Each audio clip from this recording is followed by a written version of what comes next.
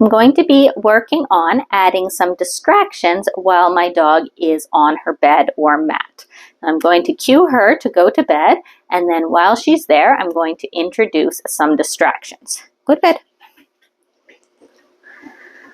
Good. I can reward her on her bed. Now, different things can be distracting to different dogs. For example, my dog really likes food.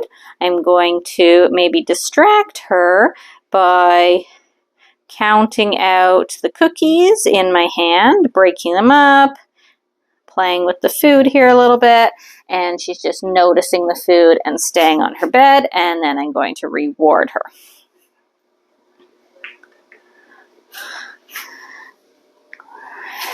Now, another food distraction, which can often be harder, is I'm going to drop the food on the floor. So she notices it fall and she stays on her bed, then I'm going to go ahead and reward her. If she notices it fall and she tries to get up and get it, then I'm going to pick it up before she can get there. Good. She notices it fall, she stayed on the bed, I'll reward her. She can handle one treat on the floor. I might try a little pile of food on the floor. Again, I can reward her for being on the bed. And just bounce that food around, make it a little more exciting. So as the dog is understanding the challenge, then I can increase the difficulty. Good girl. Nice. Another distraction, if my dog likes toys, is to introduce a toy.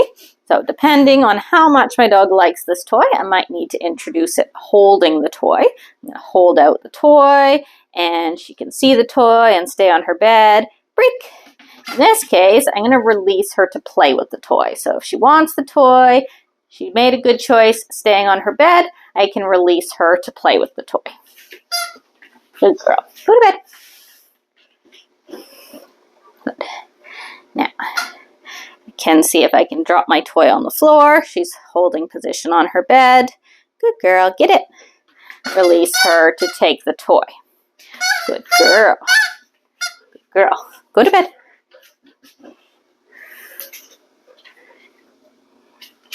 Another good distraction is seeing if my dog can stay on their bed while I bring out another piece of equipment that we're going to work on. So my pivot perch, for example, the dogs have got rewarded a lot for putting their feet on the perch. They're going to want to come over and get started. So I want to see if my dog can stay on her bed while I collect the perch, put it on the floor.